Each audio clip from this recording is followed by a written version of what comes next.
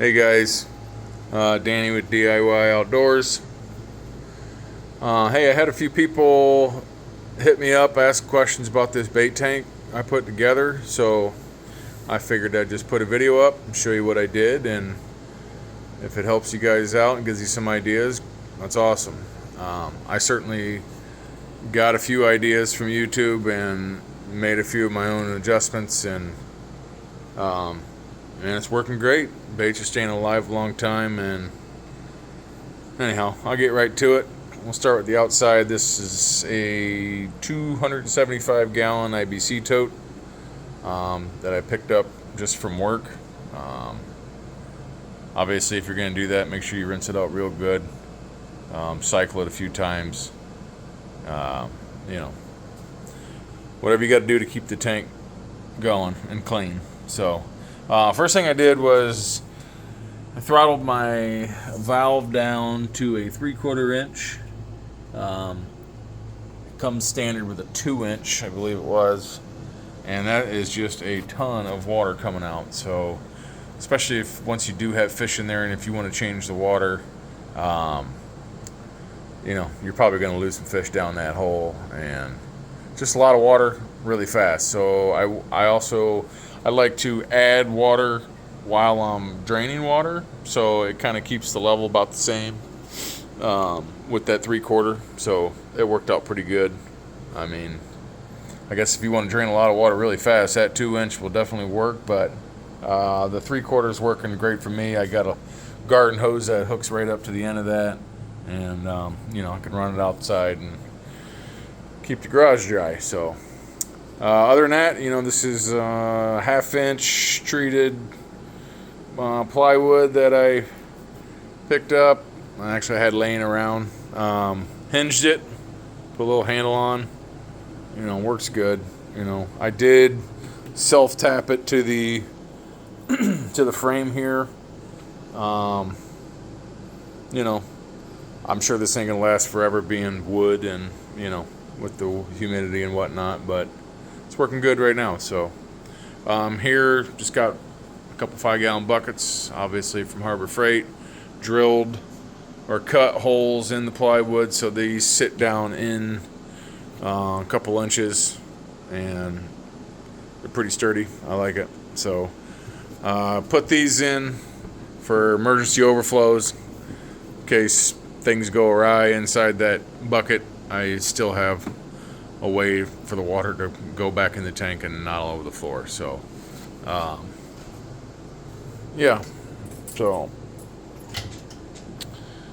So as you can see, I probably got, 30 or 40 baits in there right now, and I know some of them have been in there for several weeks, and they're doing great. Water's clean. As far as for pump, I believe that's a 4,500 GPH pump from Harbor Freight. I want to say that was around $125. I can't remember, but that comes with a 1.25 inch off the discharge. I reduced that down to 1 inch.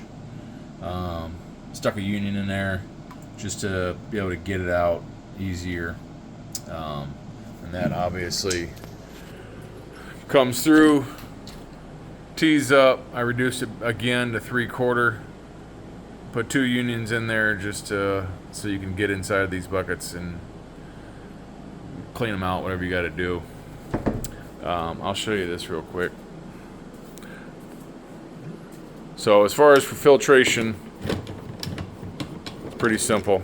What I did here at the bottom, you can see I got some grass and stuff, but put another T, caps, drilled a bunch of holes. Makes a good little spray bar. So that's my emergency overflow there. So I just got some of that simple filter media. You can pretty much get it at any aquarium shop, or hell, even Walmart, whatever. Take that out. And what I got here, I got another carbon filter there, and then I got some of that egg crate. Also got that on Amazon, don't really remember. And what I came up with here for to hold the egg crate up, actually pretty slick. If I can do this one-handed here, hold on. This is just a little metal rod. Actually, this is stainless TIG rod is what I use, but you could probably use whatever. Drilled a couple holes, popped it in, put a little glue around it, so it is watertight, so that works pretty good. So I am using the bio balls for your beneficial bacteria. You know, they work good. The only thing I didn't really care for on those is they do float. So again, well, here I have 1-inch drain. These balls do fit right down inside. So what I ended up doing was drilling a hole, put one of them pieces of TIG rod in there, and it keeps the balls from going down. In the bottom of this bucket, I have a bunch of holes drilled at the bottom so the water can drain. I wanted to kind of shower down, and yeah, it works pretty good. I also keep some carbon bags in there.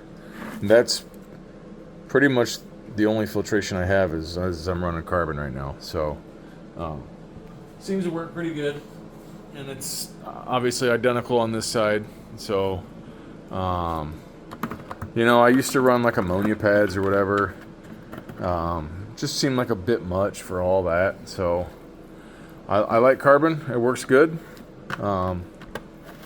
You know, I'm sure you can use any filtration you'd like, but this works out good for me. I did have another original pad here. Seems like it was just getting dirty really quick. So that's why I put this other material in here. And with that is, I'll change this out like every other day. I mean, this stuff's cheap. It doesn't really matter. But yeah, there's your spray bar.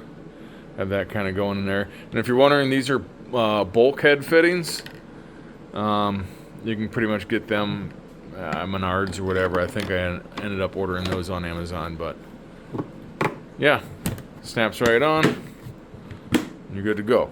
So again, on the inside, I do have a couple of wave makers from an old aquarium just to keep some water movement.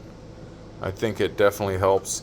As far as keeping shad alive, you know, they definitely like that water movement. So I don't do a ton of shad, but I have kept them in here for up to a week, and they've seemed to do all right. I don't know if this square tank is the best for that. As far as I know, they like kind of cylindrical tanks so they don't bump their nose. But yeah, I've kept them alive up to a week in here, and they seem to do pretty good. So got 2 big air stones in here.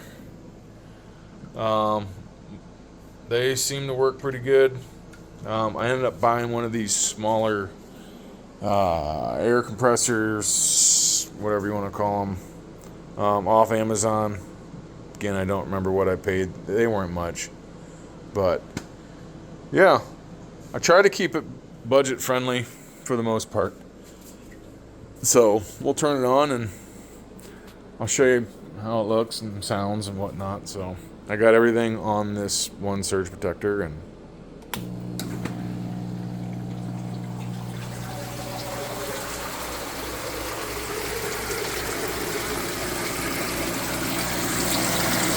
you can see the kind of cascade effect. Works pretty good. That's some pretty good water moving in there. Plenty of aeration. One thing I will say, when I cut this tank, I didn't realize how much shorter this was to the top of the frame here. And them greenies and creek chubs will definitely jump through that little slot. So I had some of this green mesh, chicken wire, whatever you want to call it, laying around. And yeah, that seems to slow them down anyway as far as jumping out. So, but yeah, and I'd also say if you have these stiffeners that come with your tote, I would definitely leave them. It seemed like when this thing was first full of water, this frame was trying to bow out when she was topped off. So I have 2 of these in. Seems to be holding pretty good. So yeah. Anyway, that's it. You know, I hope this helps you out, and give it a like if you do. Thanks.